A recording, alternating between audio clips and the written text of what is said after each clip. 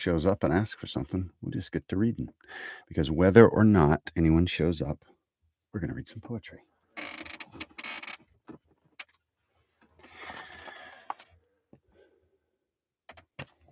Mary Oliver, anyone?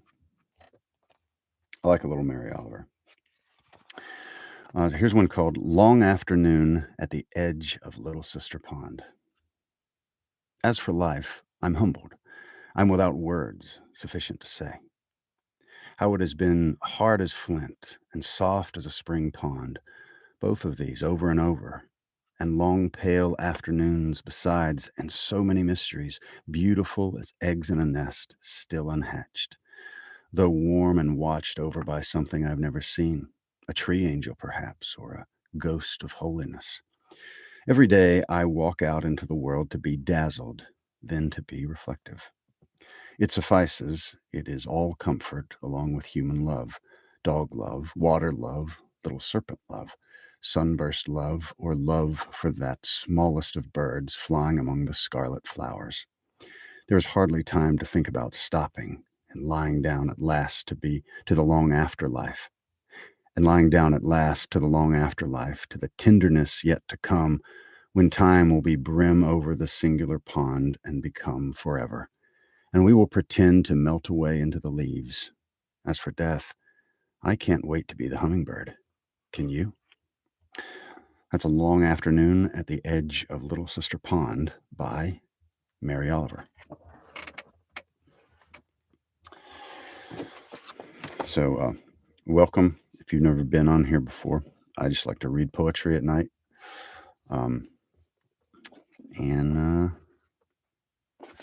If you have a poetry request, definitely say something, and I will definitely consider reading it, depending on the length and stuff like that. But this one's called Love's Philosophy by Percy Shelley.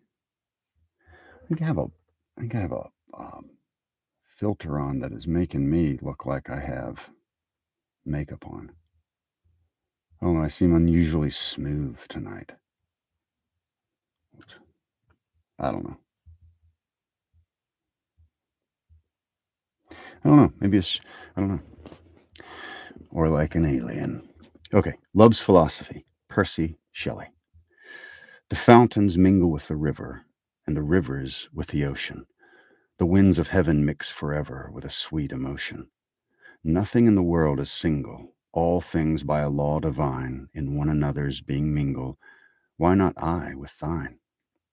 See, the mountains kiss high heaven, and the waves clasp one another. No sister flower would be forgiven if it disdained its brother. And the sunlight clasps the earth, and the moonbeams kiss the sea. What are all these kissings worth, if thou kiss not me? Percy Shelley, Love's Philosophy. That's a smooth-talking fella right there. Must be how he got old Mary. I think that was his wife, wasn't it? Mary Shelley that wrote Frankenstein.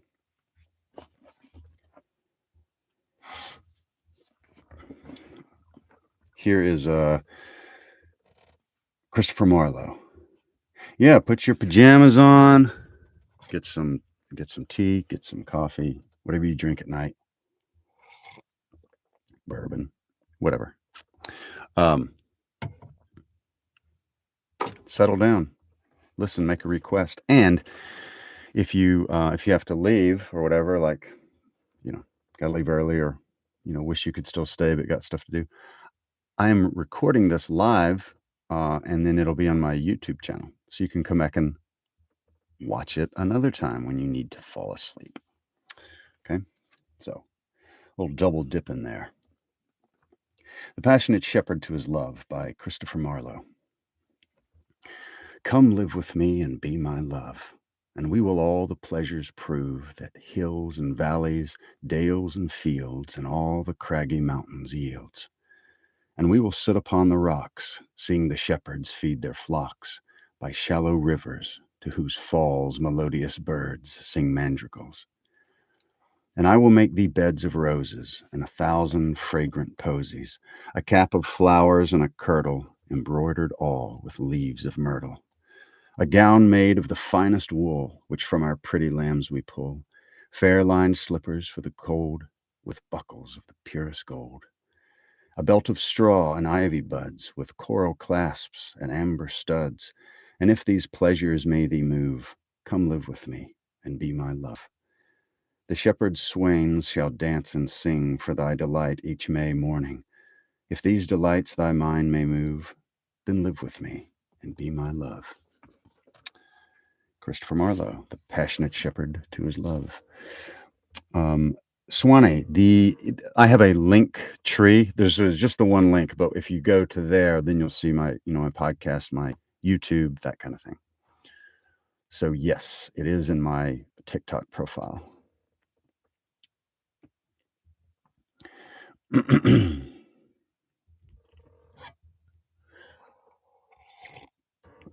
You bet.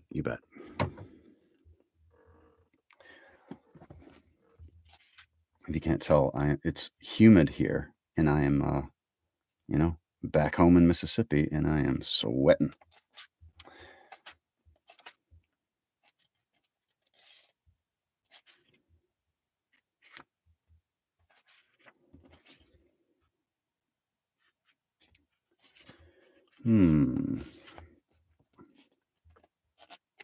There's The Tiger by William Blake. Tiger, tiger, burning bright in the forests of the night, what immortal hand or eye could frame thy fearful symmetry? In what distant deeps or skies burnt the fire of thine eyes? On what wings dare he aspire? What the hand dare seize the fire? And what shoulder and what art could twist the sinews of thy heart? And when thy heart began to beat, what dread hand and what dread feet? What the hammer? What the chain? In what furnace was thy brain? What the anvil? What dread grasp dare its deadly terrors clasp? When the stars threw down their spears and watered heaven with their tears, did he smile his work to see? Did he who made the lamb make thee? Tiger, tiger, burning bright in the forests of the night, what immortal hand or eye dare frame thy fearful symmetry? William Blake, Tiger, tiger. Emily Dickinson, apparently with no surprise. Apparently, with no surprise to any happy flower, the frost beheads it at its play. An accidental power, the blonde assassin passes on. The sun proceeds unmoved to measure off another day for an approving God. Emily Dickinson, apparently with no surprise.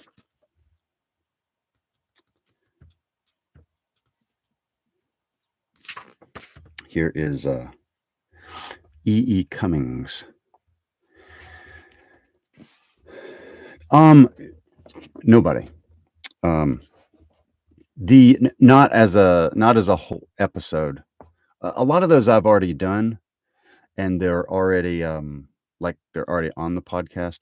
So I took like that last night, that whole reading, and put them on my YouTube. So there's a playlist called like Poetry Reading Live, and that's where I put those. And when I first started, I just had my phone, but now I figured out how to hook up my that's a really nice mic right there. And so like you're not hearing me, you're just hearing me through my phone right now. But if you look on YouTube, you'll be hearing me through this, right? So the sound quality is actually better, and that whole session is on YouTube. But I will chop some of them up and put them on the podcast.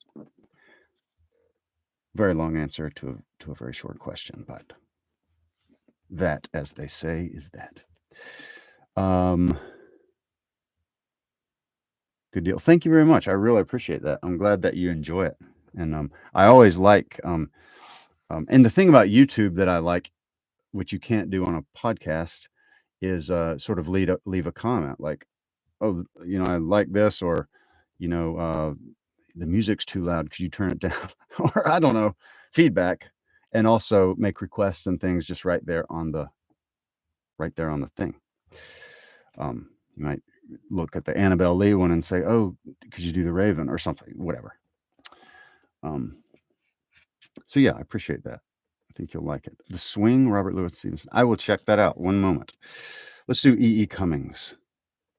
Oh, sweet spontaneous. Okay.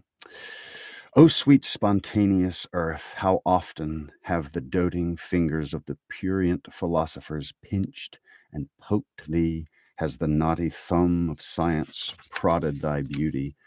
How often have religions taken thee upon their scraggy knees, squeezing and buffeting thee that thou mightest conceive gods, but true to the incomparable couch of death, thy rhythmic lover, thou answerest them only with spring. E. E. Cummings, oh sweet spontaneous. Man, the air is thick with moisture in here. Let's see. Annie, what does that mean? Is that a... Oh, is that this? I need my glasses. I thought it was like this. Like, I didn't know what that meant. But, okay.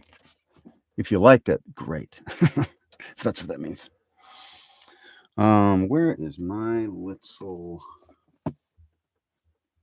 Okay, wait. The swing. Okay. Oh, snap! Like a little a dignified applause. Yes, thank you. Thank you very much, Annie. So my pad is a short distance away and it's charging. So give me a few more minutes on the Robert Louis Stevenson, and I'll read a few more minutes out of this little fella.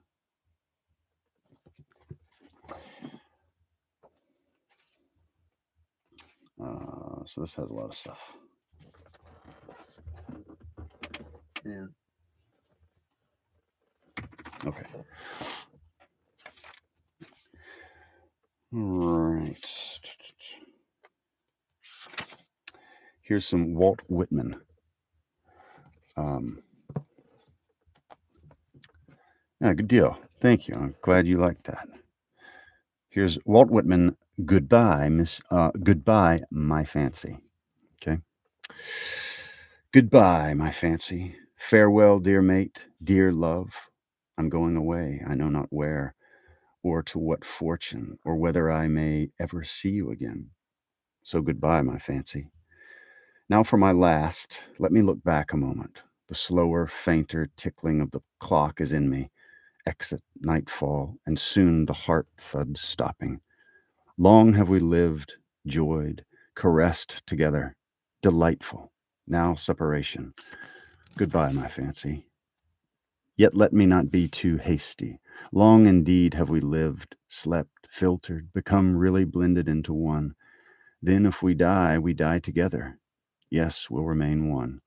If we go anywhere, we'll go together to meet what happens. Maybe we'll be better off and blither and learn something. Maybe it is yourself now. Maybe it is yourself now really ushering me to the true songs. Who knows? Maybe it is you, the mortal knob, really undoing, turning. Now finally, goodbye and hail, my fancy.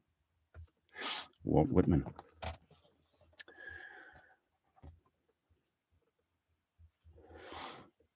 The Notebook made us feel all kinds of things.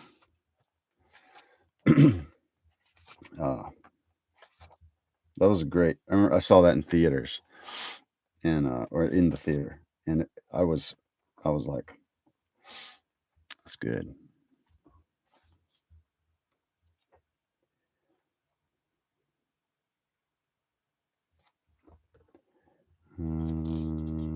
Okay, let's see.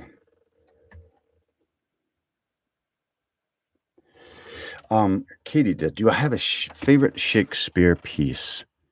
That's a really good question. I really like, there's some sonnets I really like, and most of the sonnets are ones, the more well-known ones. I don't have like, oh, I like some one nobody knows about, and that's my favorite. So maybe I haven't read enough of them, but I like several of his sonnets I really like. And then there's Austen, and then I like Henry V. There's several, monologues in Henry V that I really like. Um, I don't know, it just because I was in the military, I was an officer, I was over guys, and so some of those thought processes that he's having, like, I've in a small way, I've kind of thought that before in much less, glorious terms and much less eloquent. I've had that same thought, and, so I have a lot of Henry V I like a lot of, but, yeah. What about you? You have a favorite? Okay, I'm backing up just a little bit. Meeting and Passing by Robert Frost. Let me see if I have charged my little thing up enough yet. Because that would be easier if I had my pad out.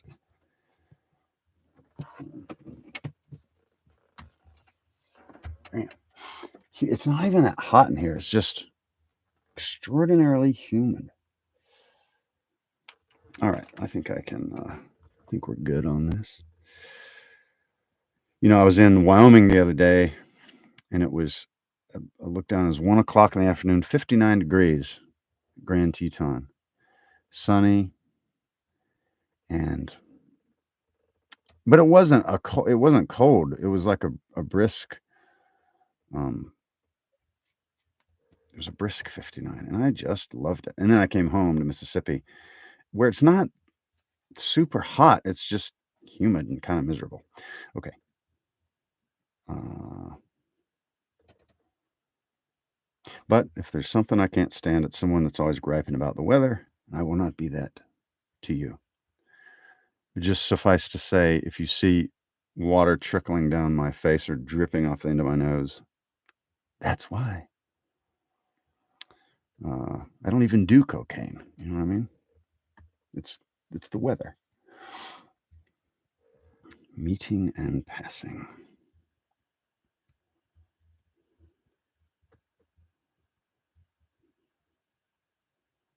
Meeting and Passing by Robert Frost. All right. Let's see how long this one is.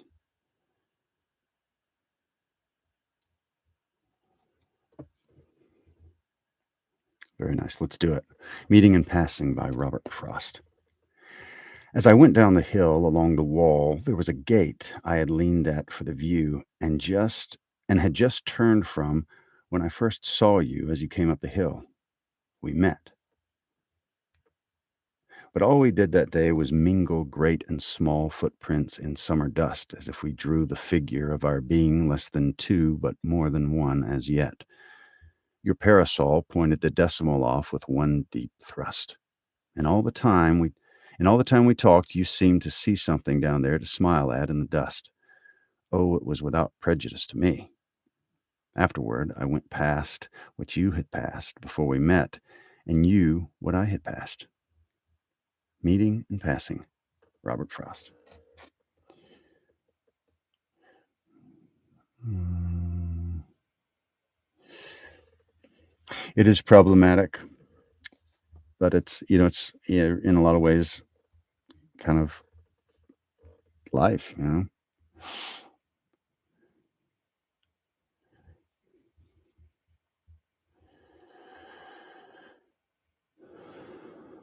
The House of the Jackal. Do you know what? I don't know what act and scene that is.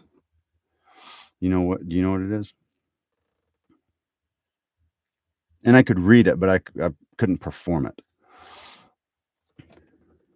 If you know what I'm saying. Uh,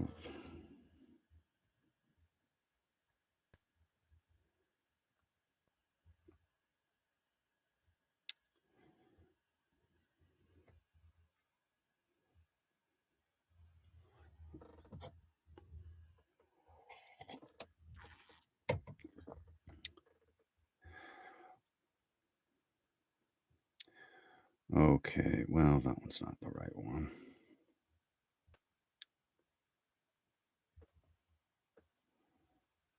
Okay, Sonnet 115 by William Shakespeare. Those lines that I before have writ do lie, even those that said I could not love you dearer. Yet then my judgment knew no reason why my most full flame should afterwards burn clearer. But reckoning time, whose millioned accidents creep in twixt vows and change decrees of kings, tan sacred beauty, blunt the sharp's intent, divert strong minds to the course of altering things. Alas, why, fearing of time's tyranny, might I not then say, now I love you best, when I was certainly, or in certainty, crowning the present, doubting of the rest? Love is a babe, then might I not say so, to give full growth to that which still doth grow. Sonnet 115, William Shakespeare. Swan, yeah, a lot of people, they'll go to the play like, no, it was so cliche. Like, no, that's where you get all that stuff. There's so many things in there. All the World's a Stage. That's a really good uh, monologue. And it can go a lot of different ways. I've seen it performed really funny, or like really sincere and sort of heavy. And I like both ways.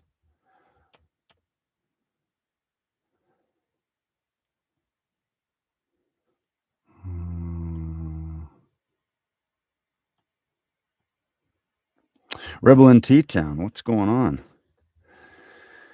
Yeah, man. I appreciate that. I've been off for a while, traveling a little bit with bad internet out west, so I didn't really do any lives for a couple weeks. But yeah, back at it.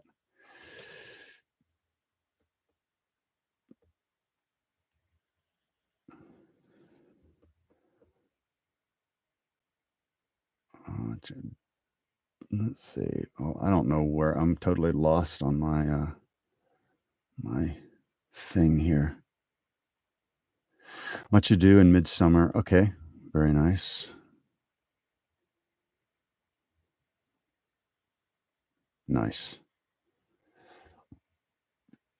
Tragedy wise, I really like Macbeth for different reasons.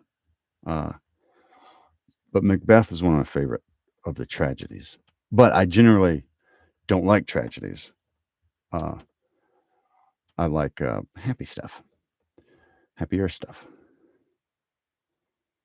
It's like Much Ado. I really, that one's great.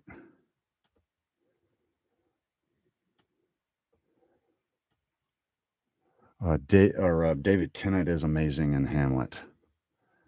Um,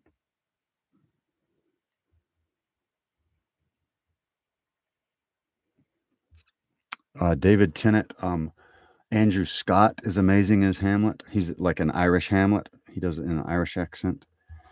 Benedict Cumberbatch, poof, poof, unbelievable. And then I just love looking at different people's like take on it.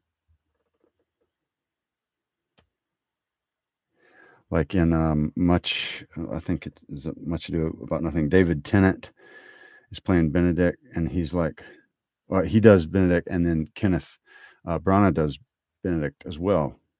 Benedict, and they're both amazing, and they're both totally different. um, and I like that. I think you can learn a lot and pick up more stuff when someone's playing it more. Like David Tennant's was like he really played up the comedy in everything, whereas Kenneth Branagh sometimes it was more of a drama almost, and both were amazing.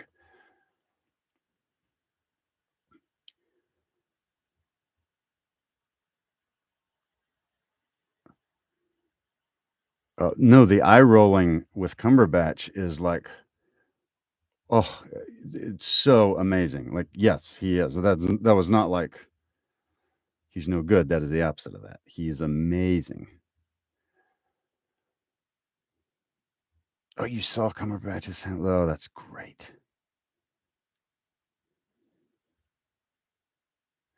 Good deal. We'll get some sleep and yeah, don't go easy on him.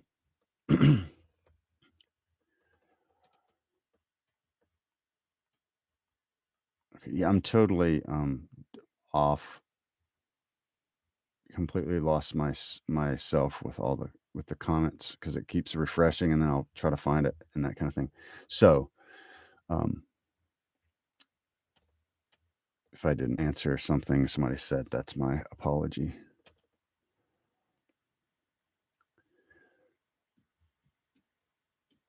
The what was the one? It's where um,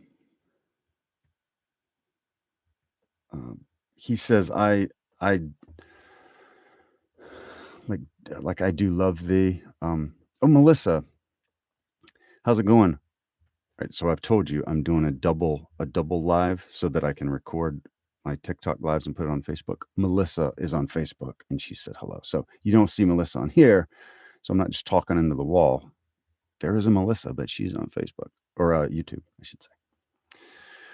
Um, but hey, Melissa, thank you very much. She said, I just found you so amazing and the voices are so interesting. Just love the reading. Yes, I love to hear that. That's amazing. And Swanee says, hello, Melissa. So Swanee from TikTok says hello. And Melissa says hello back. Okay, good deal. Anywho, the yeah. If I'm lying, I'm dying. You check my YouTube, you're gonna see this as soon as it's done. It's gonna pop up there, and there you are. All right. But okay, so the one where I think it's Benedict sort of tells his, he admits that he loves uh, Beatrice. And Kenneth Branagh is like, I do love thee. Is not that strange? And it's real dramatic and it's great. And I love it. David Tennant goes, I do love thee. It's not that strange. Like, and he's like, it's very funny and it's real, you know, like that.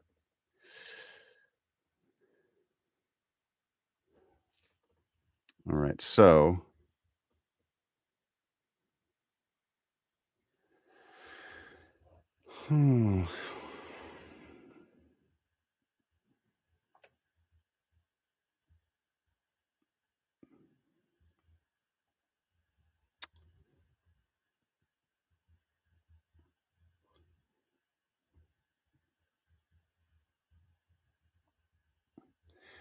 I had Midsummer somewhere in paperback and I think I moved it.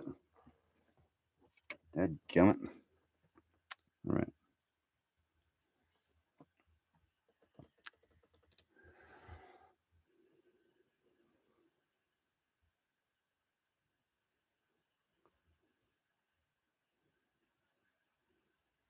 Okay, let's see. This is um since I don't have my thing, I just put Puck's final monologue. And I don't have it memorized, so I'm not even sure if this is right, but here we go. If we shadows have offended, think but this, and all is mended, that you have but slumbered here while these visions did appear, and this weak and idle theme no more yielding but a dream. Gentles do not reprehend. If you pardon, we will mend. And as I am an honest Puck, if we have unearned luck now to scape the serpent's tongue, we will make amends ere long, else the Puck a liar call. So good night unto you all. Give me your hands if we be friends, and Robin shall restore amends.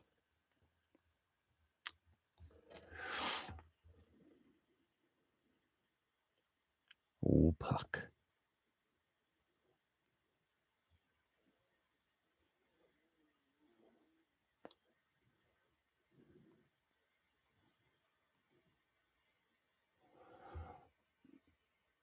That's, 13 Fox. Have we talked about this before? Because in a way, yes.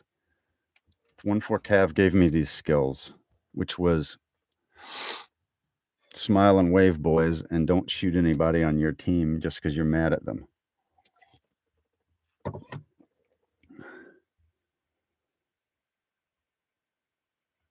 Trying to switch screens to look up the ones I like, and then it's I know when I'm scrolling on this, I get up a creek.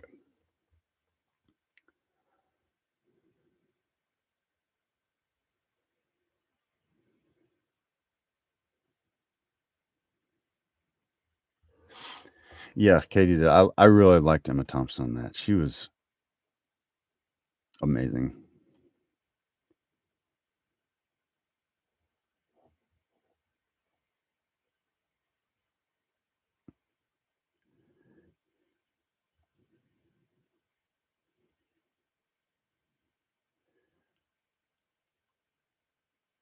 Uh, you're welcome, House of Jackal. You're very welcome.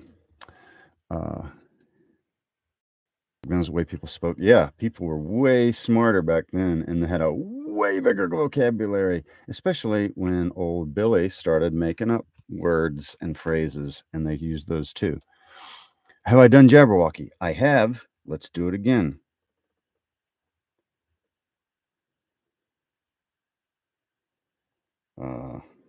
It's a fun one.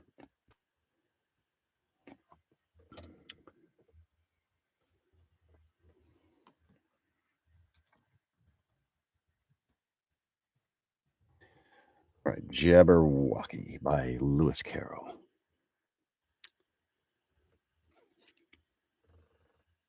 'Twas brillig and the slithy toves did gyre and gimble in the wabe.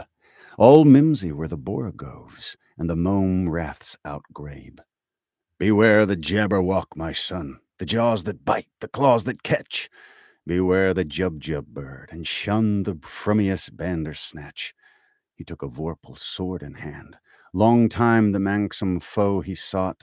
So rested he by the Tumtum tree, and stood a while and thought. And as in uffish thought he stood, the Jabberwock with eyes of flame came whiffling through the tulgey wood, and burbled as it came. 1, 2, 1, 2, and through the vorpal blade went snicker snack. He left it dead, and with its head he went galumphing back.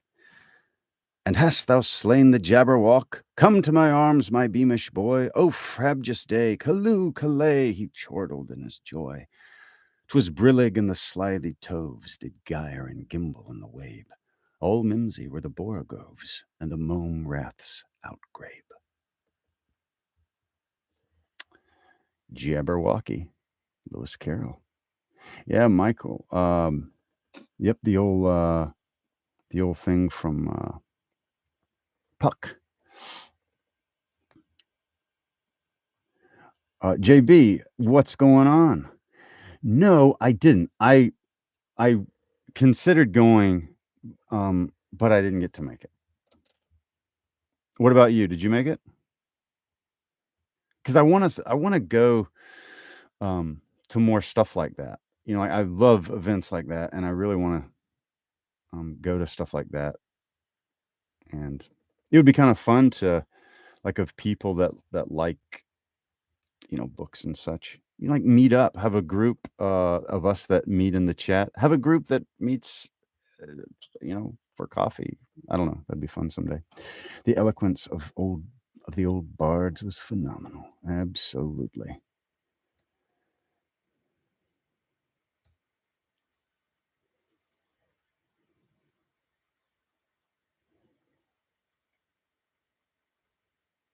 Uh, Phil, you want to hear Annabelle Lee? You bet. You bet. Love that one. I just put this one up on my YouTube channel with like music in the background and ambient like ocean ambiance, waves on the rocks, and I like the way it sounds. Like it was really cool how it came out. Sort of sets that melancholy mood. Okay, Annabelle Lee by Edgar Allan Poe. It was many and many a year ago, in a kingdom by the sea, that a maiden there lived, whom you may know by the name of Annabelle Lee. And this maiden, she lived with no other thought than to love and be loved by me. I was a child, and she was a child, in this kingdom by the sea, but we loved with love that was more than love, I and my Annabelle Lee, with a love that the winged seraphs of heaven coveted, her and me. And this was the reason that long ago in this kingdom by the sea, a wind blew out of a cloud, chilling my beautiful Annabelle Lee, so that her high-born kinsman came and bore her away from me to shut her up in a sepulchre in this kingdom by the sea. The angels, not half so happy in heaven, went envying her and me. Yes, that was the reason, as all men know, in this kingdom by the sea, that the wind came out of the cloud by night, chilling and killing my Annabel Lee. But our love, it was stronger by far than the love of those who are older than we, of many far wiser than we. And neither the angels in heaven above, nor the demons down under the sea, can ever dissever my soul from the soul of the beautiful Annabel Lee. For the moon never beams without bringing me dreams of the beautiful Annabel Lee.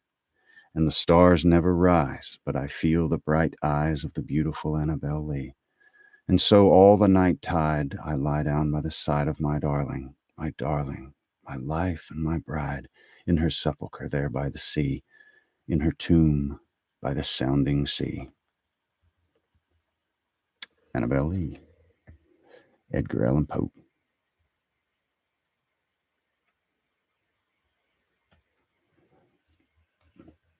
Austin. Yeah, I think a lot of people they're texting LOL and emojis, and they've forgotten how the King's English is supposed to go, so they do miss a lot of the jokes. But a lot of times people that are good at it, they pull them right out. They pull them right out. Let's see. Beautiful. Can you say any more than they? What's that now? I'm not sure what you mean. There's always the rhyme of the ancient mariner. I have done that one. That one it's on my podcast, and I'm about to put it on my YouTube. But I've actually done that one. It's like 30 minutes long. That would be cool. They have it. Is it printed, like framed and stuff?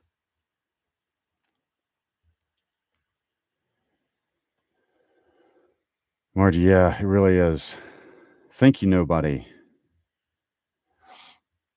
And I haven't posted it yet. It's on my podcast, but not my YouTube yet.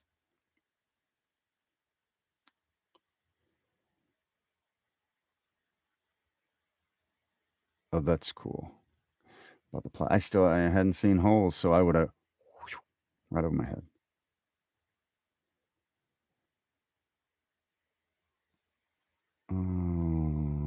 Let's see.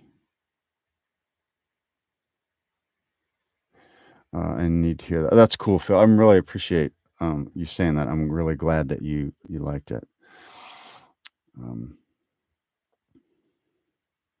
Turn out this little light right here. Melissa, thank you so much.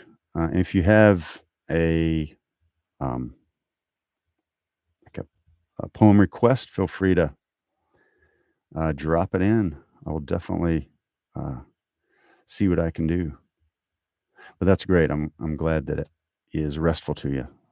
Melissa says, Melissa on YouTube says it's restful. It's restful to me too. It's one of the reasons why I do it. JB, I just finished that too.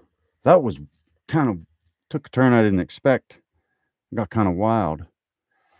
And if anybody doubts Melissa's existence, so Melissa, I'm on TikTok, so I'm doing TikTok and Facebook. So I'm talking to both, and neither one of you believe the other exists. I don't think. So I don't care because I know the truth. But if you doubt me, I am open for cross-examination.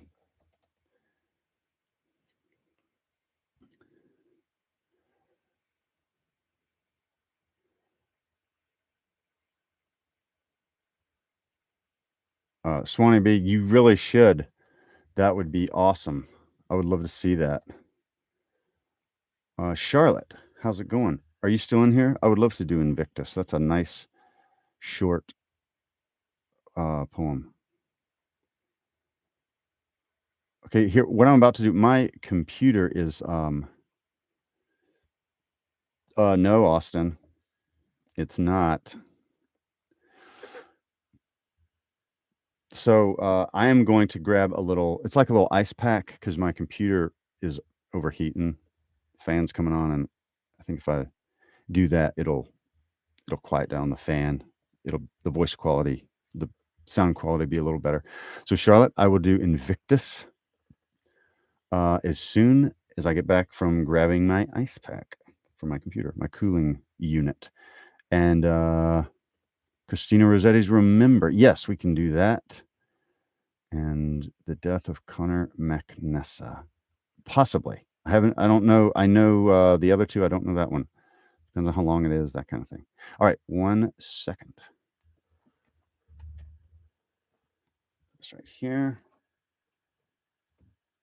Now you can't see nothing. Be right back. Whoa.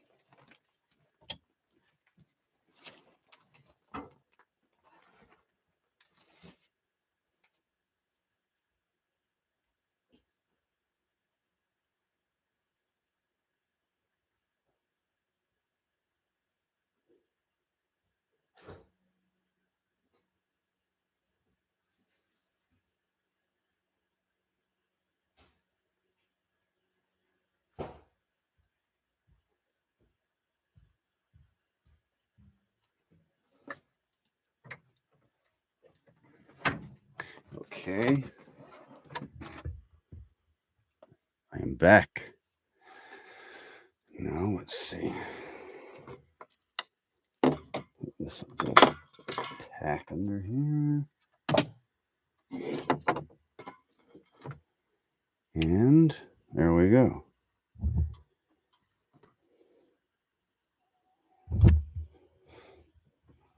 You need an intervention. Okay, where were we?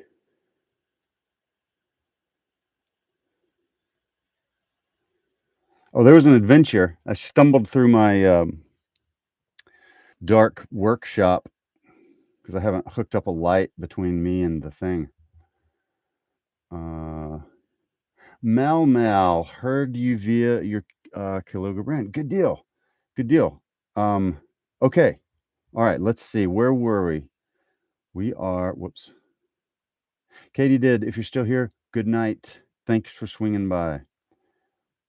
Invictus. And then Rosetti's Remember.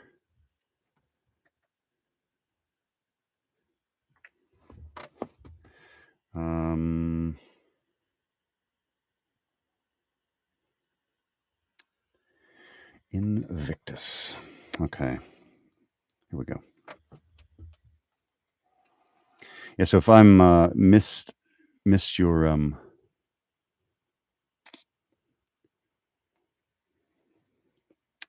comment, it's not intentional. I probably didn't see it because I'm being jostled all over the place. Because it's my fault. I'm very fat thumbed, very fat fingered.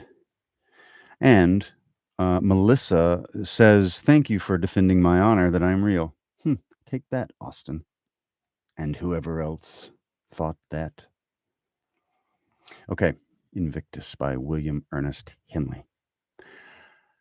Out of the night that covers me, black as the pit from pole to pole, I thank whatever gods may be for my unconquerable soul. In the fell clutch of circumstance, I have not winced nor cried aloud. Under the bludgeonings of chance, my head is bloody but unbowed. Beyond this place of wrath and tears looms but the horror of the shade, and yet the menace of the years finds and shall find me unafraid. It matters not how strait the gate, how charged with punishments the scroll. I am the master of my fate. I am the captain of my soul. Invictus, William Ernest Henley.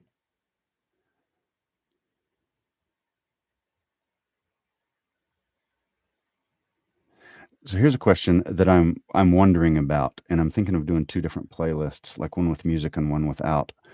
But if you're listening to a poem, now I don't mean an audiobook, but an actual poem. If you say, I want to get on the internet and look up Invictus, do you want a soundtrack behind it? Like, I don't mean distracting, but do you want music or do you want it to be super silent, just the voice? What do you think? I am interested in that because that is good information for me as a, creator.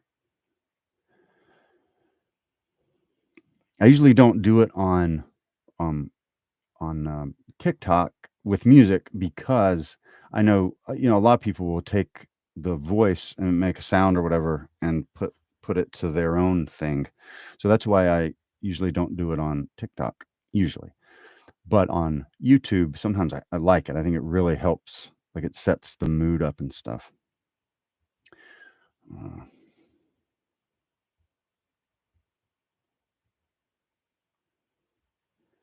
okay. Remember by Christina Rossetti.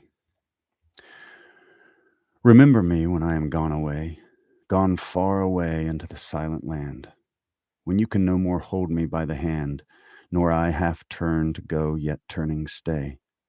Remember me when no more day by day you tell me of our fortunes that you planned. Only remember me. You understand it will be you understand it will be late to counsel then or pray. Yet if you should forget me for a while and afterwards remember, do not grieve.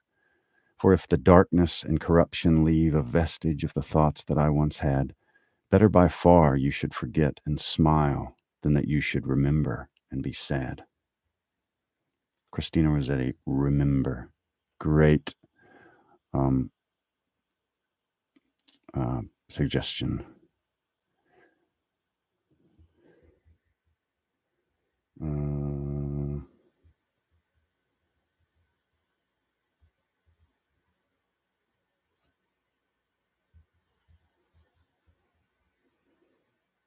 so let's see. Mal. I am not very familiar with Khalil Gibran beyond a couple of poems. So when you say The Prophet, is that a collection or is that a certain poem?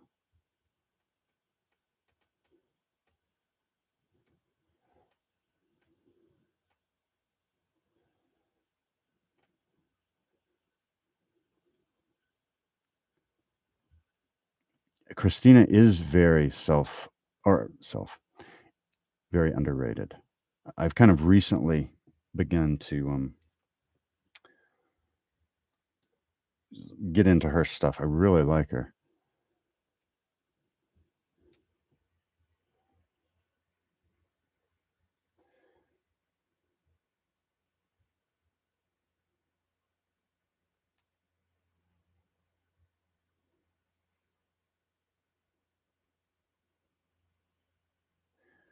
Mm,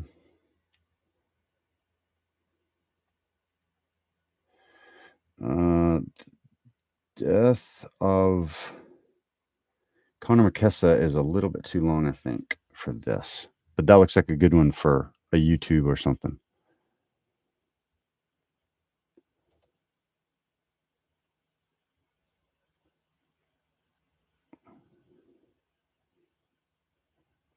Bachelor's thesis on Goblin Market.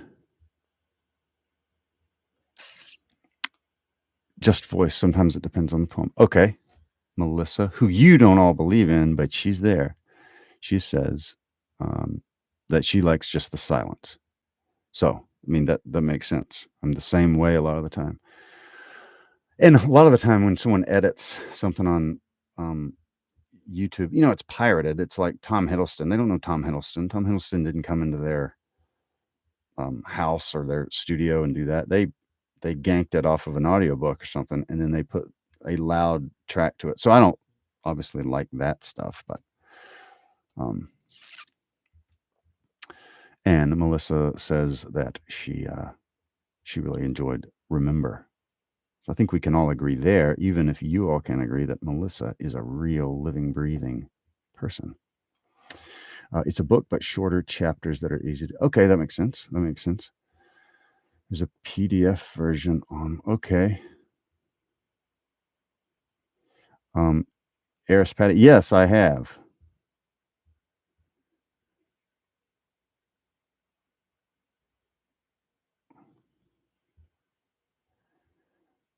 The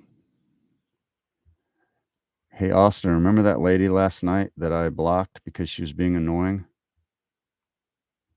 Yeah. I'm just kidding. I'm just kidding. I would never block you, Austin. We go back too far. Unless you were being really annoying. But I would block my own mother if she was being annoying.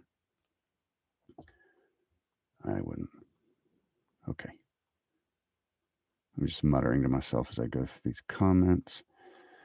Okay, I think I've okay.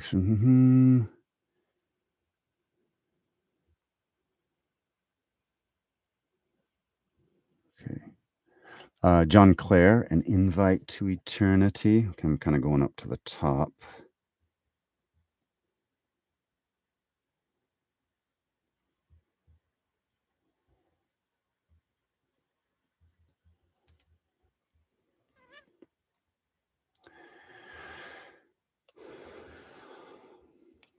Let's see. Okay. An Invite to Eternity by John Clare. Wilt thou go with me, sweet maid? Say, maiden, wilt thou go with me through the valley depths of shade, of night and dark obscurity, where the path has lost its way, where the sun forgets the day, where there's nor life nor light to see? Sweet maiden, wilt thou go with me? Where stones will turn to flooding streams, where plains will rise like ocean waves, where life will fade like visioned dreams, and mountains darken into caves. Say, maiden, wilt thou go with me through this sad non-identity where parents live and are forgot, and sisters live and know us not? Say, maiden, wilt thou go with me in this strange death of life to live in death and be the same without this life or home or name, at once to be and not to be, that was and is not, yet to see things pass like shadows and the sky above below around us lie? The land of shadows wilt thou trace and look, nor know each other's face, the present mixed with reasons gone, and past and present all as one. Say, maiden, can thy life be led to join the living to the dead? Then trace thy footsteps on with me. We're wed to one eternity. That is John Clare, An Invite to Eternity. That guy had a beautiful mind.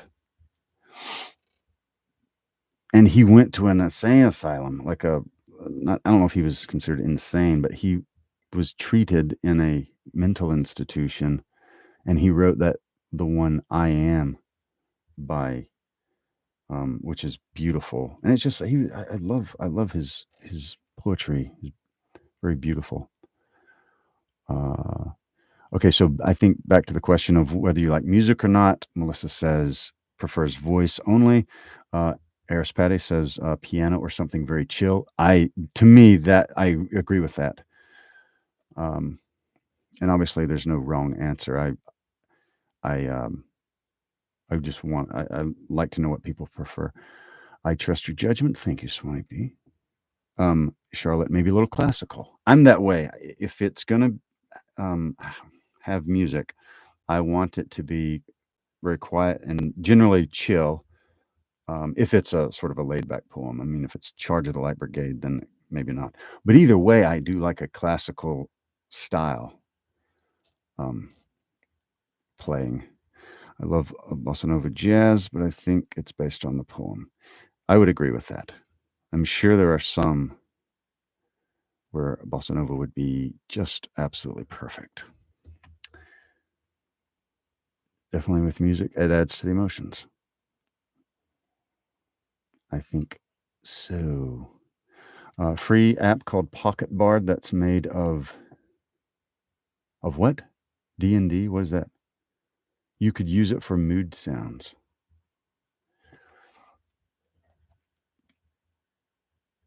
What? I mean, D&D. I think of Dungeons and Dragons when I hear D&D, but I don't think that's it in the context. And yet I know not what it means.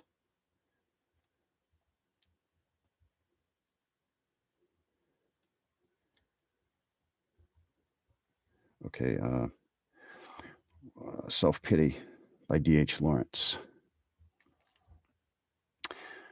I never saw a wild thing sorry for itself. A small bird will drop frozen dead from a bough without ever having felt sorry for itself. That's good. That's good.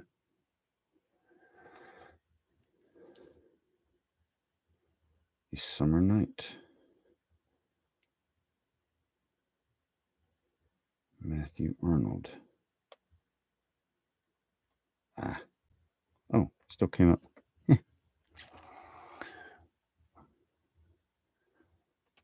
Oh, Melissa loves I Am by John Clare, so we might read it for her. Even though none of y'all believe. Okay, first, A Summer Night. Okay, Melissa, so if there is music to a poem, soft classical, very subtle, right?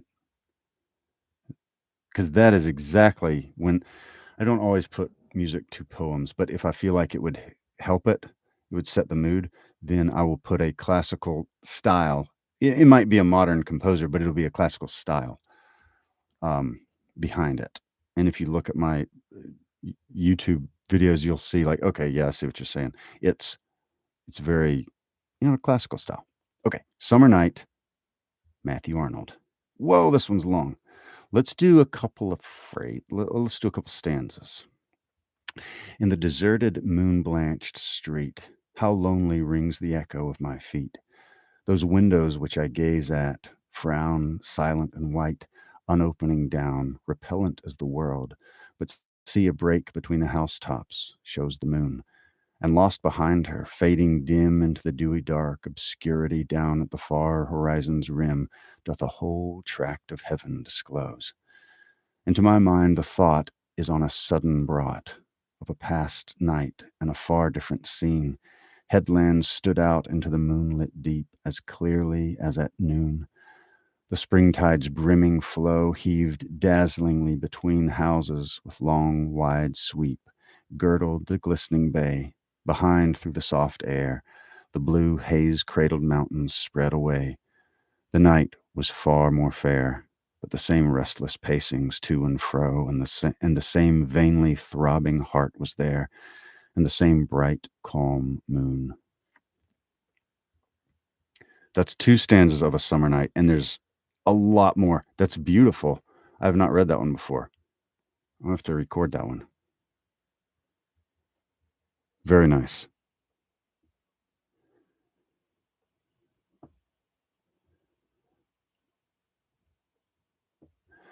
Let's see. Having a Coke with You by Frank O'Hare. Let's see how long this one is.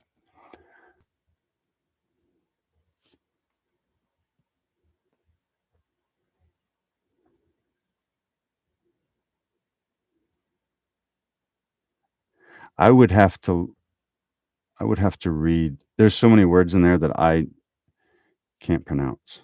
I'm gonna take a knee on that one. I'm gonna punt on this one.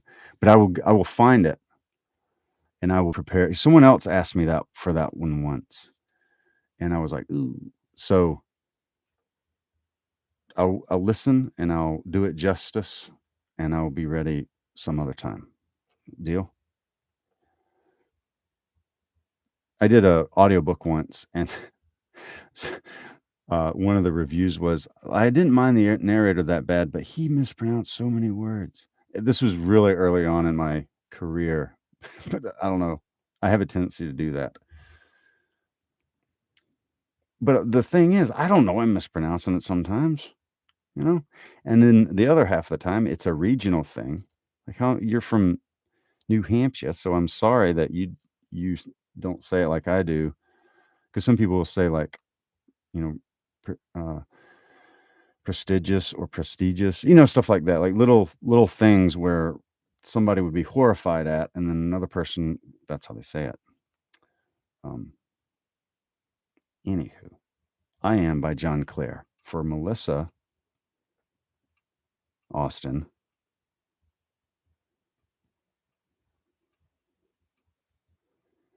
Okay.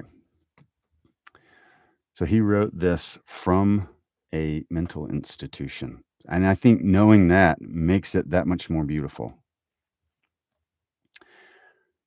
So he's really suffering with his mental health so much that he's getting medical treatment for it. And while he's getting medical treatment, he writes this banger. I Am by John Clare. I am, yet what I am, none cares or knows. My friends forsake me like a memory lost. I am the self-consumer of my woes. They rise and vanish in oblivious host, like shadows in love's frenzied, stifled throes. And yet I am, and live like vapors tossed into the nothingness of scorn and noise, into the living sea of waking dreams, where there is neither sense of life or joys, but the vast shipwreck of my life's esteems. Even the dearest that I loved the best are strange, nay, rather stranger than the rest. I long for scenes where man hath never trod, a place where woman never smiled or wept, there to abide with my Creator, God, and sleep as I in childhood sweetly slept, untroubling and untroubled where I lie, the grass below, above the vaulted sky. That's gorgeous. Gorgeous.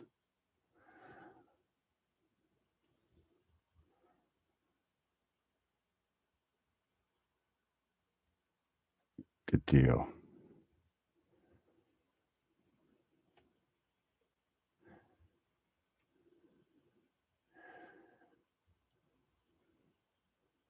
You are welcome. You're welcome, Melissa. I'm glad you enjoyed that. Austin.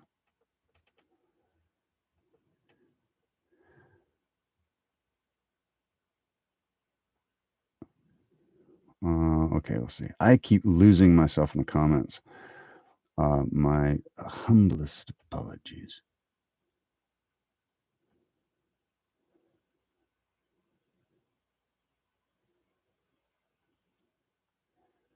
Austin says, I have agreed Melissa is real.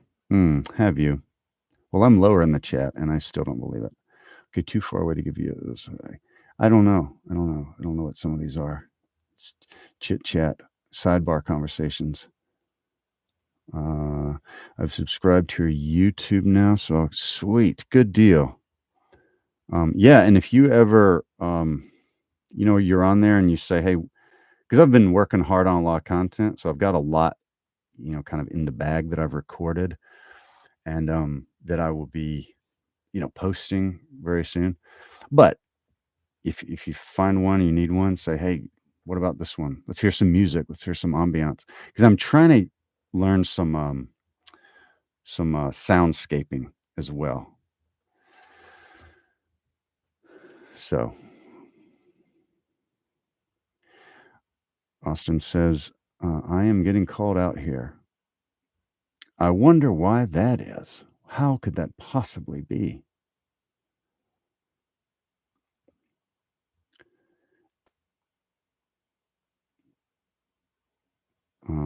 I don't even know what a Nemo slime is, but I'm entertained by the. I don't know what that means. I don't either. Okay, going through the TikTok comments, Melissa. Yeah, it really is sad, Margie. Swanee B, I would love that. That would be great. I would appreciate getting, kind of like some of that, because I'm trying to learn it. Learn to do that kind of thing. What an ode to Psyche by Keats.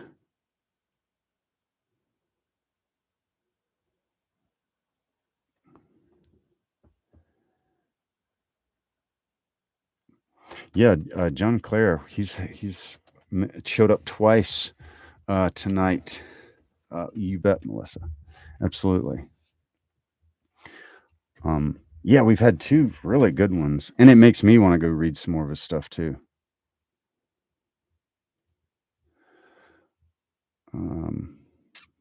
Margie backs up Austin.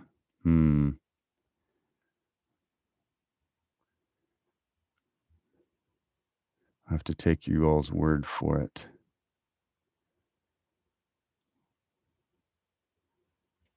Um,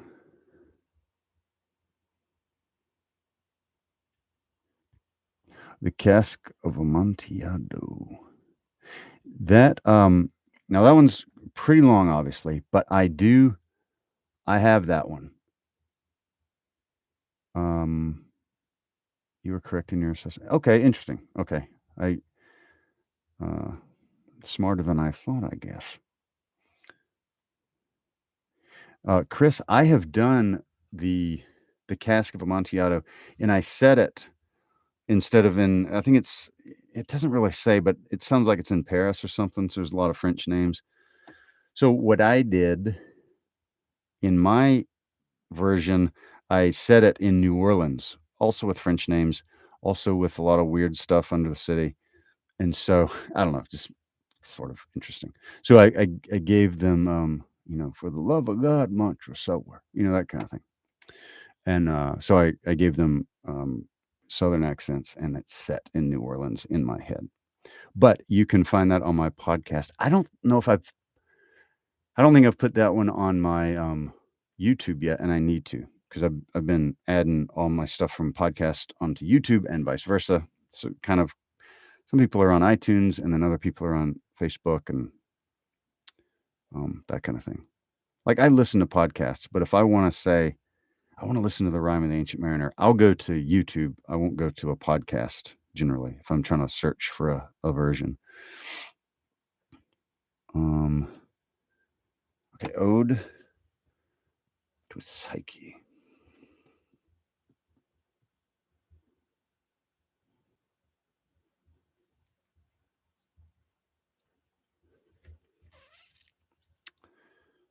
Mm,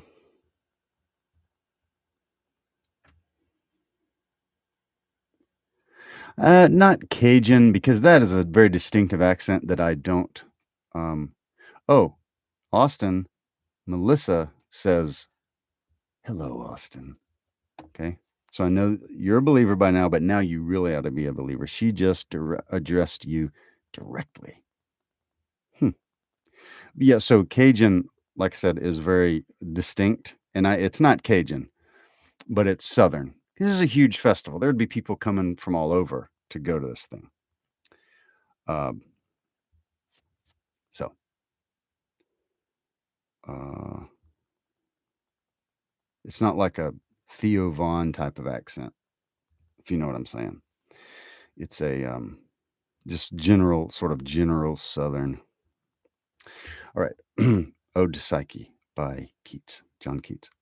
O goddess, hear these tuneless numbers rung by sweet enforcement and remembrance dear, and pardon that thy secrets should be sung even into thine own soft conched ear. Surely I dreamt today, or did I see the winged Psyche with awakened eyes? I wandered in a forest thoughtlessly, and on the sudden fainting with surprise saw two fair creatures couched side by side in deepest grass beneath the whispering roof of leaves and trembled blossoms, where there ran a brooklet scarce espied. This one's pretty long too. I'll do one more. This stanza. Mid hushed, cool rooted flowers, fragrant eyed, blue, silver white, and budded Tyrian.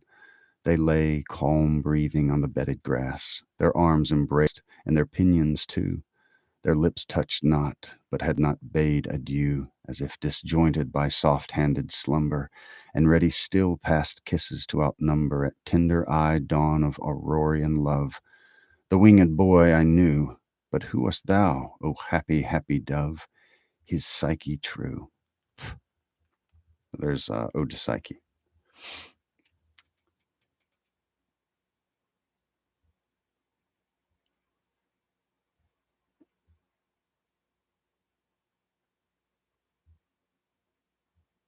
Uh, so is that two for Footprints in the Sand?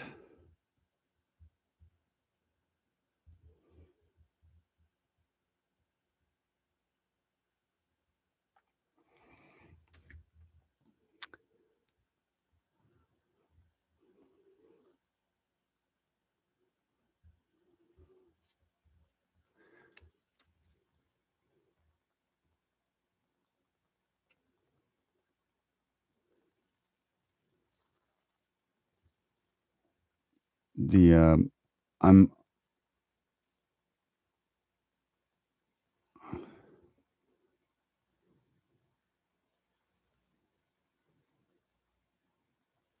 I'm getting lost on I don't know. Everyone's talking. Everyone's chit chatting in the chats, so I don't even know what's going on. I'm gonna read Footprints in the Sand. Okay. Well. Okay. One night I dreamed a dream. I was walking along the beach with my Lord. Across the dark sky flashed scenes from my life.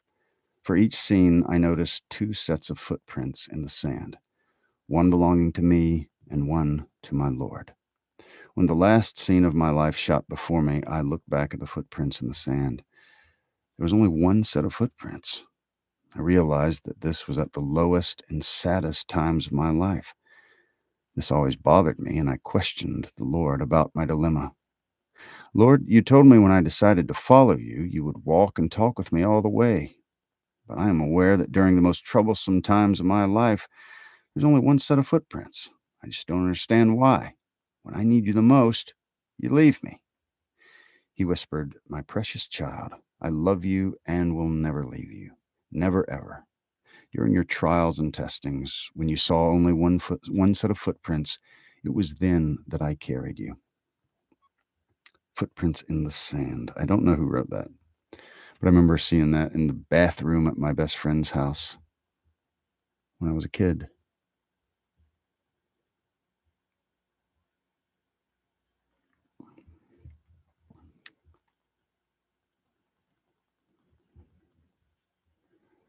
Okay.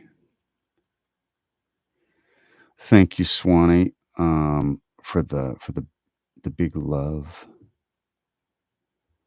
It probably was. I think it was in a lot of grandparents' bathrooms.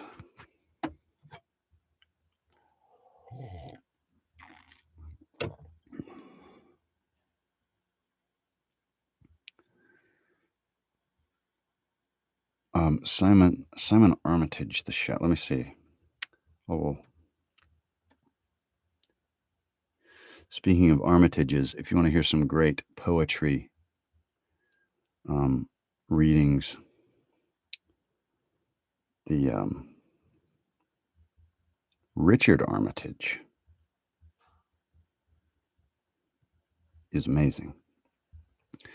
Swan. Okay. All right. When is Austin and Melissa's wedding? Austin Brown. Okay. They're finally, they are in the YouTube chat. And now faith has been made sight. Huzzah. All right. Let me see. I'm trying to find.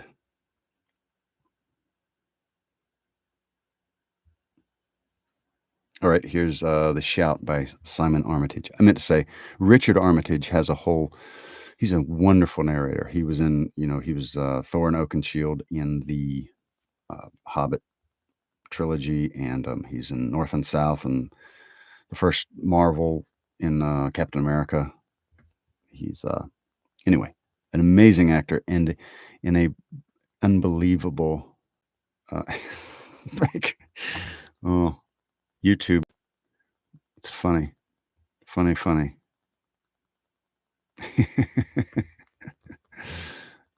That's good stuff. That's good stuff. Okay, The Shout by Simon Armitage. We went out into the schoolyard together, me and the boy whose name and face I don't remember. We were testing the range of the human voice. He had to shout for all he was worth. I had to raise an arm from across the divide to signal back that the sound had carried. He called from over the park. I lifted an arm. Out of bounds, he yelled from the end of the road, from the foot of the hill, from beyond the lookout post of Fretwell's farm. I lifted an arm. He left town, went on to be 20 years dead with a gunshot hole in the roof of his mouth in Western Australia. Boy with a name and face I don't remember. You can stop shouting now. I can still hear you. Hmm.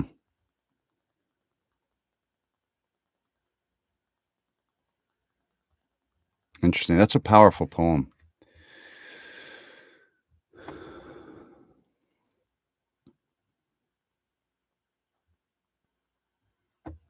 Powerful poem. And I think, poems make you a good poem, I think, makes you feel something, whether it's love or some sort of emotion, or in this case, like, oh man, you know what I mean? Uh, Whatever that one is, not disgust, but intense something. That's a good poem. Thank you for that. Who asked for that one?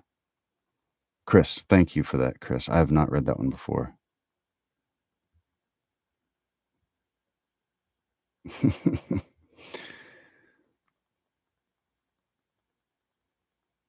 Okay. Uh, First responders hear that shout all too out. Man, I bet you're right. Are you a first responder, Chris? Yeah, I haven't heard that one either. Richard Armitage voice is like a jaguar hiding in a cello. You're exactly right.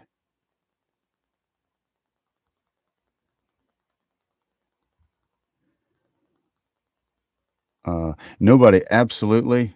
Nobody in the TikTok chat is somebody. Nobody is somebody, and I enjoy their company. You are very welcome. I hope you have a wonderful week. He was also the sheriff of Nottingham in a B-rate TV show of Robin Hood. You know who else was a sheriff of Nottingham, who I absolutely love, is Mr. Darcy from Pride and Prejudice. He was the sheriff of the drunken sheriff of Nottingham in Robin Hood with Russell Crowe. What's his name? Matthew McFadden or something like that. He's great.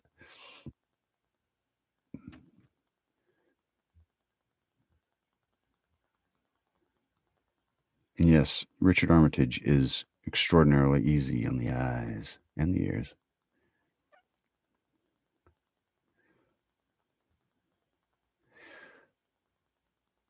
Um, Melissa, you got any? What are you thinking poetry wise? You got anything you want to hear? Everybody's going crazy over there, being silly. But Chris, thank you for your service. That's thank God for people like you. I can't imagine it. It was a while back, but part of it is because you sort of you see, like, as if you don't expect it, I think it maybe has a more of a impact on your mind. When I was in Iraq, and I saw you know dead soldier, I kind of expected it, and so it was super sad, but it didn't shock me. You know what I mean? Because I kind of expected that. Well, I was coming back home from work one day, mile and a half from my house, and I saw a wreck, and I helped the lady out, and she was unconscious, barely breathing, and when I grabbed her legs, I could tell that she was hurt bad, and I never woke her up. I gave her CPR until a nurse got there, just coming home from work, and she said, "Hey, let me give you a break," and then she died just right there in a mile from my house, and that bothered me so bad, and I just cannot thank you enough for people like you, Chris, that deal with that daily. You know what I mean? You're a strong man.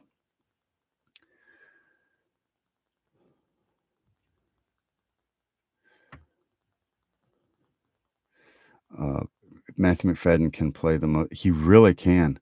He really can. He's amazing. Did you see um Operation Mincemeat?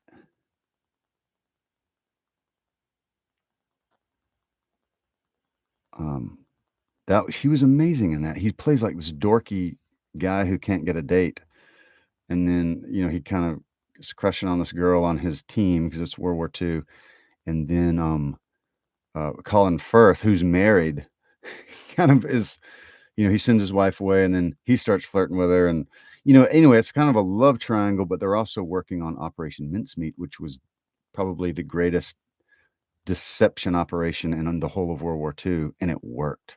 and he was a big part of that. Yes, you should watch it. It's on Netflix. Operation Mincemeat, I think it is. It's him. He's on the cover, and you won't recognize him because he's got this giant mustache. He's just his character's so good. It's like he's not Mr. Darcy. He's not cool and nothing. He's not cool. He's just amazing.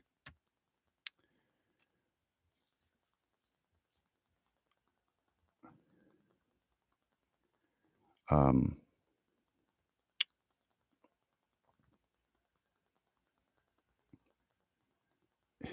Melissa, no worries. I appreciate you being a good sport. Because that's pretty funny. She walks in beauty.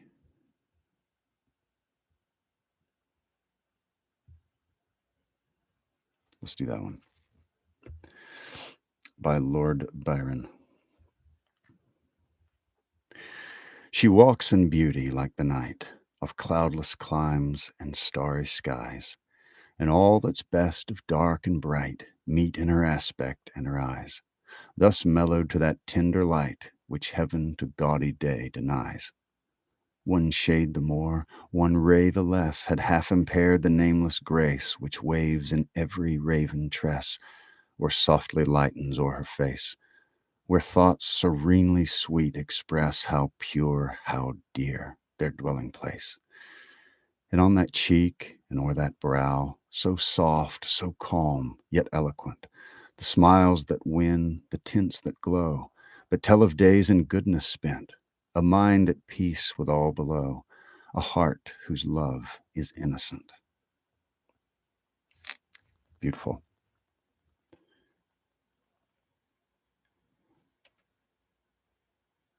Your voice was made for Byron and Tennyson. I appreciate that. I love Tennyson is one of my absolute favorites. And then Byron, there's like certain ones that I love, and this one's one of the ones I just absolutely love. And probably my favorite rendition of this one is Damian Lewis.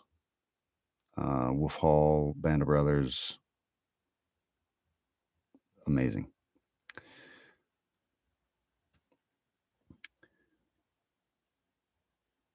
Yes, take it easy. Be safe out there. Thank you for what you do.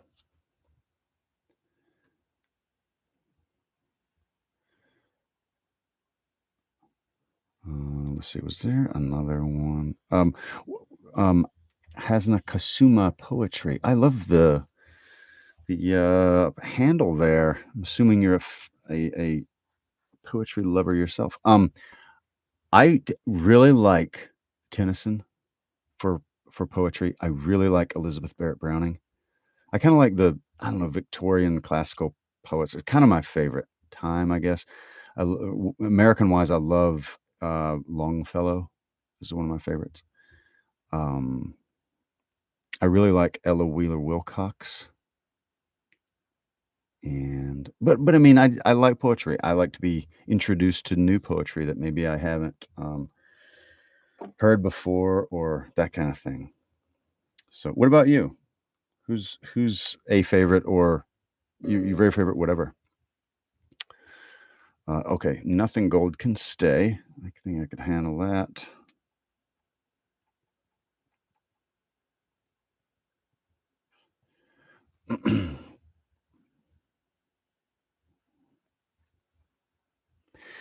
Nothing Gold Can Stay by Robert Frost. Nature's first green is gold, her hardest hue to hold. Her early leaf's a flower, but only so an hour. Then leaf subsides to leaf, so Eden sank to grief. So dawn goes down today, nothing gold can stay. Robert Frost.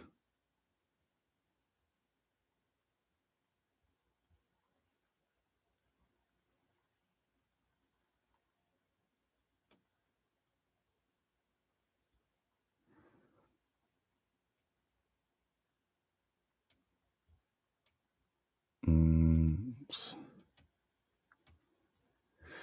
Swanee B, good night. Have a good one. It was fun having you.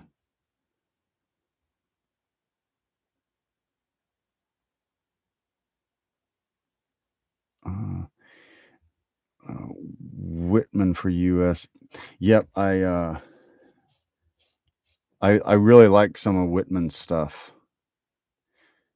I recently some of you may follow, Chris Tester from England, and, he recently read "Oh, Captain, My Captain," and I put it on YouTube, and I made it. Like, I heard it, I edited it up, mastered it, put music to it, put the words up, and so I've listened to it, and I have cried several times. Like, I get teary-eyed.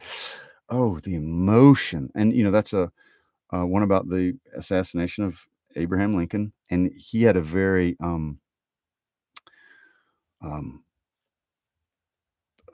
the war was very personal to him because he was a field hospital nurse, so he spent a lot of time helping guys that had just been destroyed by Confederate, bullets and cannonballs and stuff like that, and so it was very personal. The war was personal to him, and, so hearing him write about the death of their leader, Abe Lincoln, oh, it's heartbreaking, and Chris Tester is an amazing British voice actor and actor, and, he did that for me, and it's gorgeous. Okay, let's see.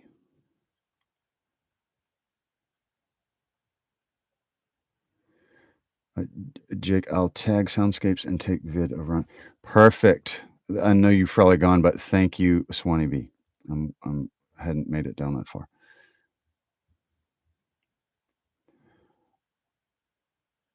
Um, let's see, Austin. What was that that you said? You said something, and now it's gone. I'm gonna leave my YouTube account in the stream to boost it. You do what you need to do.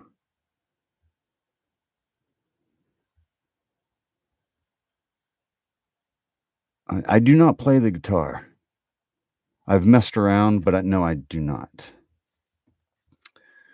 And I probably will mess around again in the future. The last couple of years, I've taken voice, like classical voice lessons, so that's kind of where I've been. I've just kind of finished up with that, uh,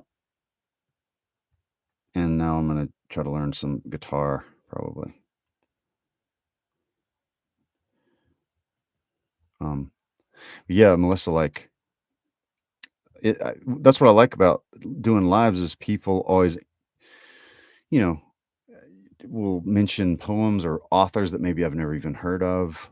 Um, or if I've heard of them, I've never really read them.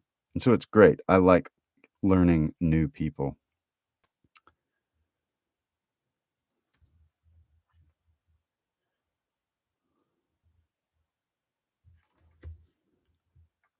Okay, let's see. How I Discovered Poetry by Marilyn Nelson.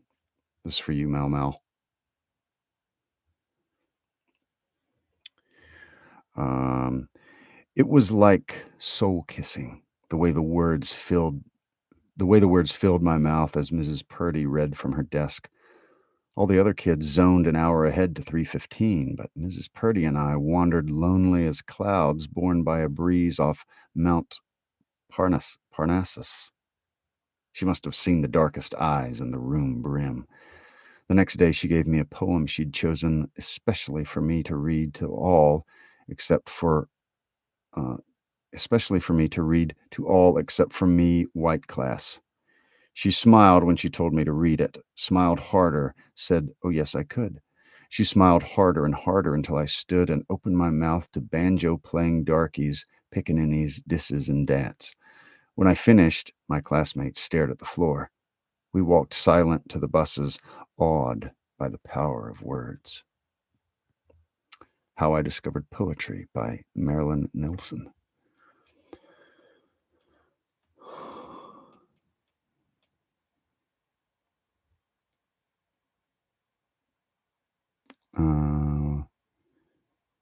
Uh, Byron and Tennyson are my favorites. Whitman, great. I love your taste.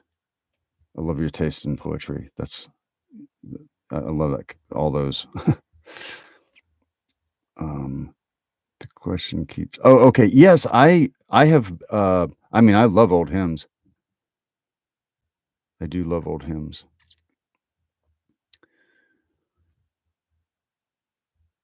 If by Rudyard Kipling. And wow, have you ever thought about applying for a grant from the National Endowment for the Arts? No, I haven't. I don't know how to write grants, and I don't really know what I would ask for. You know what I'm saying? Like, I don't know what service I am rendering beyond just sort of, hey, let's hang out. That's not much of a service. Anybody can do that. Um, Yeah, but I mean, maybe if there were some sort of program. Now, I am supposed to be helping a couple at Mississippi State where I am a professor reached out, and then at a local theater, they're doing a thing with kids and like a lot of inner city kids, and they want me to help with possibly with like teaching acting and voice acting. And so I would love to do that kind of thing. I really like sort of passing along a love of poetry to anybody, but especially kids. I think that's cool. Okay, If by Rudyard Kipling.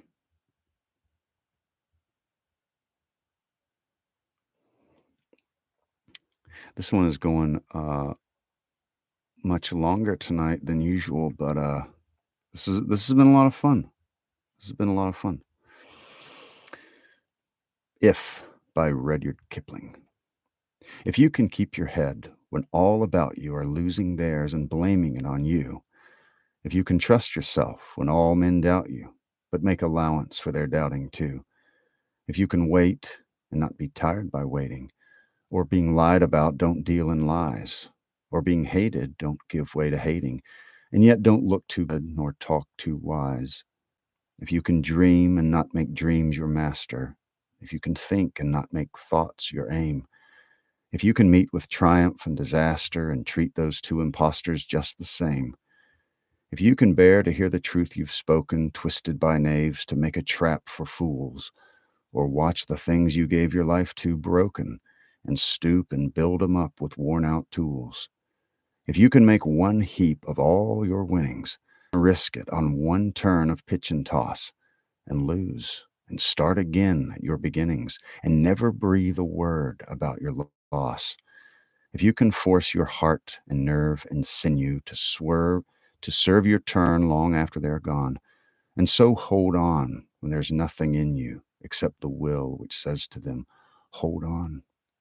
If you can talk with crowds and keep your virtue, or walk with kings nor lose the common touch, if neither foes nor loving friends can hurt you, if all men count with you, but none too much, if you can fill the unforgiving minute with 60 seconds worth of distance run, yours is the earth and everything that's in it, and which is more, you'll be a man, my son.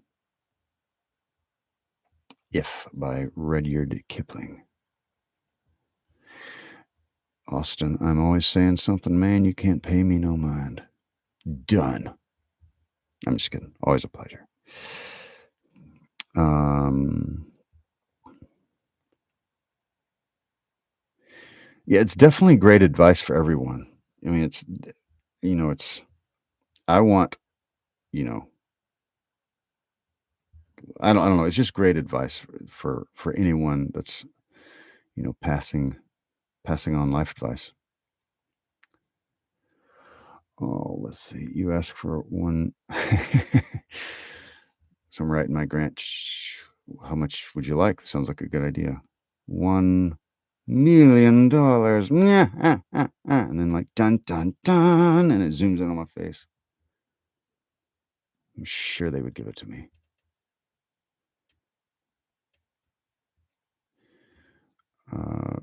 My favorite poet is whoever Jake decides to. Austin, see, you're like a sweet and sour patch kid. You know what I mean? You'll be sour, and then you'll say something so sweet like that. I don't deserve you. Melissa, thank you very much for the kind words.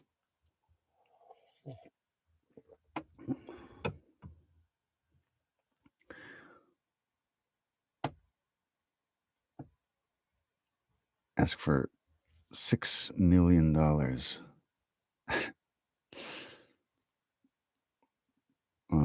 have a friend. I'll put a feeler out and send her your way if it sounds like it could work. Well, I mean, again, I don't really know anything about that sort of thing, and I don't know, I don't know. I just don't know anything about all that. First they're sour, then they're sweet. It's like Austin. Okay. Yeah. Yep. Good deal. Let's see. That's one that I need to do. I've got kind of an inspirational playlist and then like a sad playlist of poems. And so I'm trying to like if I want to put that on there. I don't have that recorded. I just put up Invictus, but um I haven't done if and I haven't done I recorded it but I haven't posted Desiderata.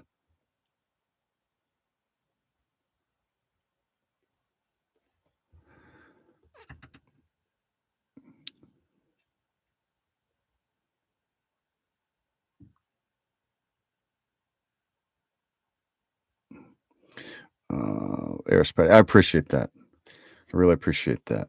I enjoy I enjoy good literature, of course, but I also enjoy um, um, meeting people that also love poetry. Oh, sweet.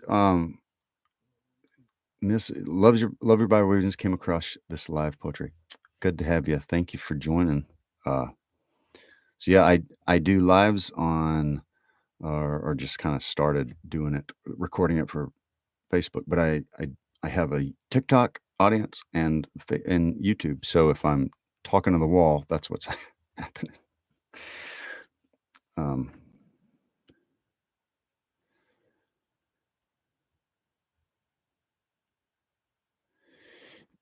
you, I think I did finally catch up, and yes, Austin, you were more active and silly in the chat today. You were like a spunky yearling running across the meadow chasing butterflies and whinnying very loud. Okay. Um, I might read Desiderata real quick.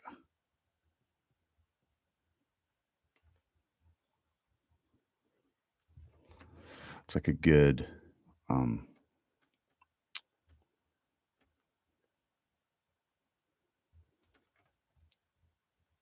a good poem. Okay, Desiderata Words for Life by Max Ehrman. Go placidly amid the noise and haste, and remember what peace there may be in silence. As far as possible, without surrender, be on good terms with all persons. Speak your truth quietly and clearly, and listen to others, even the dull and the ignorant. They too have their story. Avoid loud and aggressive persons. They are vexations to the spirit. If you compare yourself with others, you may become vain and bitter. For always there will be greater and lesser persons than yourself. Enjoy your achievements as well as your plans. Keep interested in your own career, however humble. It is a real possession in the changing fortunes of time. Exercise caution in your business affairs, for the world is full of trickery. But let this not blind you to what virtue there is. Many persons strive for high ideals, and everywhere life is full of heroism. Be yourself. Especially, do not feign affection, neither be cynical about love, for in the face of all aridity and disenchantment, it is as perennial as the grass. Take kindly to the counsel of the years, gracefully surrendering the things of youth. Nurture strength of spirit to shield you in sudden misfortune, but do not distress yourself with dark imaginings. Many fears are born of fatigue and loneliness. Beyond a wholesome discipline, be gentle with yourself. You are a child of the universe, no less than the trees and the stars. You have a right to be here. And whether or not it is clear to you, no doubt the universe is unfolding as it should. Therefore, be at peace with God, whatever you conceive him to be, and whatever your labors and aspirations in the noisy confusion of life, keep peace with your soul. With all its sham, drudgery, and broken dreams, it is still a beautiful world. Be cheerful. Strive to be happy. Max Ehrman, Desiderata Words for Life.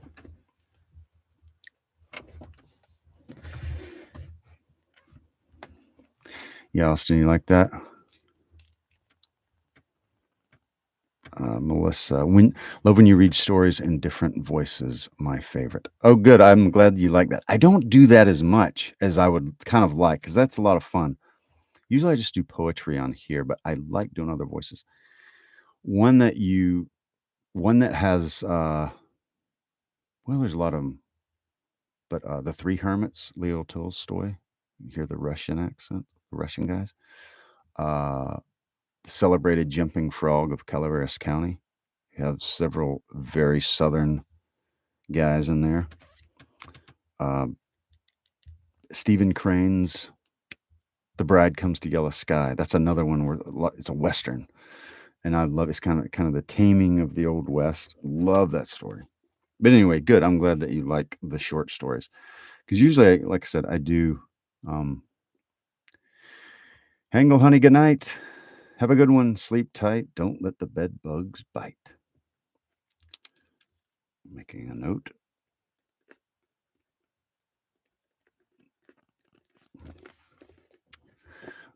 Okay, somebody had something. Kublai Khan. Who wrote that? Was that Rudyard Kipling? Who did that one?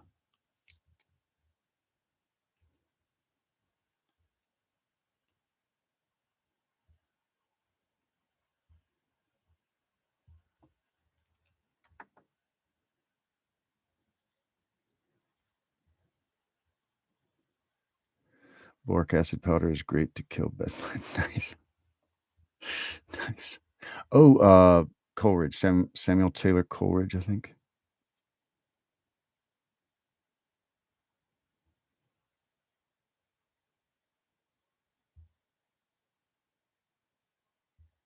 Yeah. Well, Margie, just a little something to keep in mind.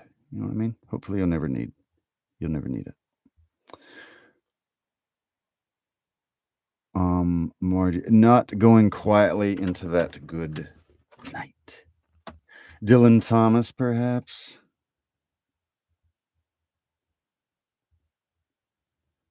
Okay, if you love poetry, here's what I want you to do at some point, not right now or whatever. If you like poetry and you like this poem, because one of my favorite things is to hear other people read it that are really good. It brings out different emotions. Like I want to hear Richard Burton read the Rime of the Ancient Mariner, and I have. It's wonderful. I also want to hear Sir Ian McKellen read the Rime of the Ancient Mariner and kind of compare them. They're totally different reads, and both are magnificent. I love that. So, Dylan Thomas, sometime, if you like this poem, go to YouTube and look up, Do Not Go Gentle Into That Good Night. Richard Burton, who's a Welshman, reads it. He read it in the 70s or something, and it's glorious. And then Michael Sheen, another Welshman, reads it, and his might be my favorite. He's amazing. Anywho, here nor there. But if you like, I love that poem. I want to hear different artists do it. Check out Michael Sheen and Richard Burton, because they are amazing.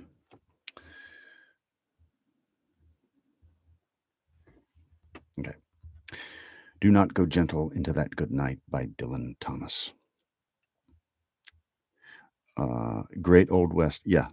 Bride Comes to Yellow Sky by Stephen Crane. A great Taming of the West story with a lot of great characters. That was a lot of fun to do. Okay. Do Not Go Gentle Into That Good Night by Dylan Thomas. Bug flew right up my nose.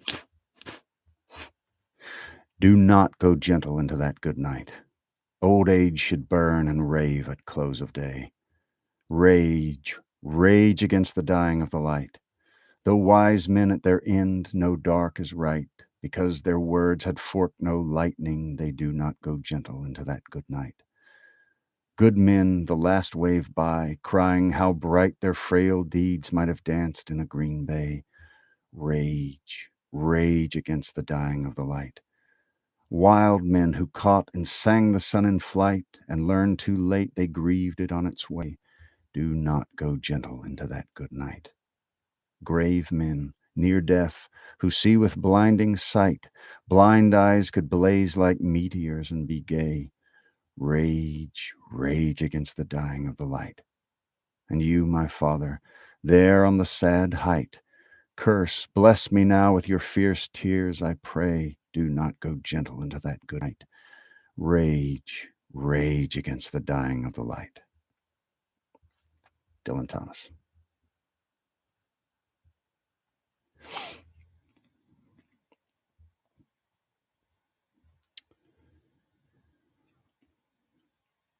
It was a lot of fun in the chat today. Good having you, Austin.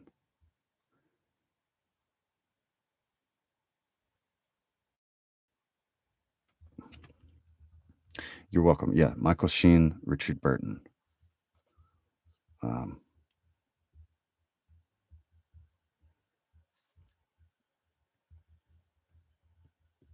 see Kubla Khan, Samuel Taylor Coleridge. All right, let's see. Kubla Khan by Samuel Taylor Coleridge, or Vision in a Dream, a fragment. In Xanuda did Kubla Khan a stately pleasure dome decree, where Alph, the sacred river, ran through caverns measureless to man down to a sunless sea. So twice 5 miles of fertile ground with walls and towers were girdled round, and there were gardens bright with sinuous rills, where blossomed many an incense-bearing tree, and here were forests ancient as the hills, enfolding sunny spots of greenery. But oh, that deep romantic chasm which slanted down the green river athwart a Sadarn cover, a savage place, oh, as holy and enchanted as o'er beneath a waning moon was haunted by women wailing for her demon lover. And from this chasm with ceaseless turmoil seething, as if this earth in fast, thick pants were breathing, a mighty fountain momently was forced, amid whose swift half-intermitted burst, huge fragments vaulted like rebounding hail, or chaffy grain beneath the thresher's flail. And mid these dancing rocks at once and ever it flung up momentarily the sacred river, 5 miles meandering with a mazy motion, through wood and dale the sacred river ran, then reached the caverns, measureless to man, and sank in tumult in a lifeless ocean. And mid this tumult Kubla heard from far ancestral voices prophesying war. The shadow of the dome of pleasure floated midway on the waves, where was heard the mingled measure from the fountain and the caves. It was a miracle of rare device, a sunny pleasure dome with caves of ice. A damsel with a dulcimer in a vision once I saw. It was an Abyssinian maid, and on her dulcimer she played, singing of Mount Abora.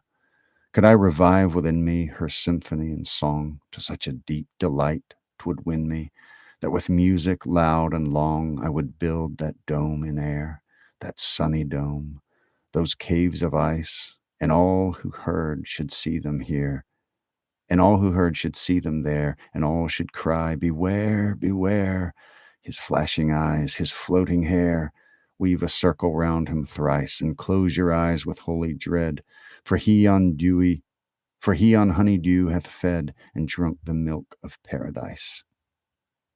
Kubla Khan, Samuel Taylor Coleridge. Quirky Cat, what's going on? Good to see you.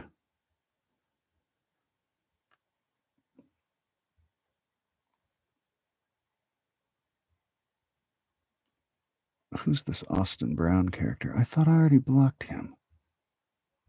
Joke.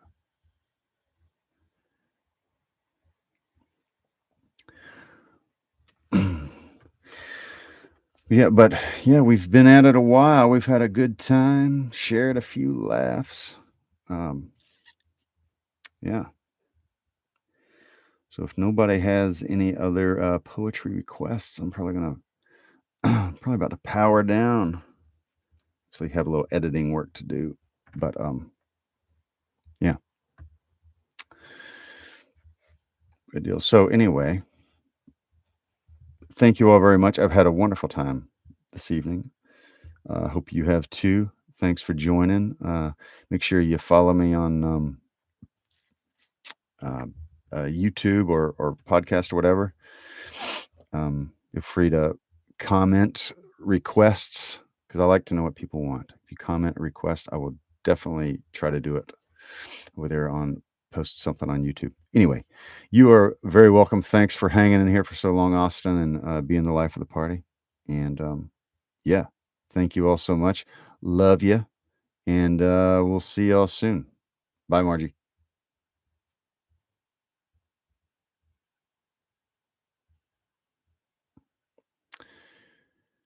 All right. So my TikTok is off and I'm about to get off of YouTube too. So thank you very much for listening. If you've listened this long.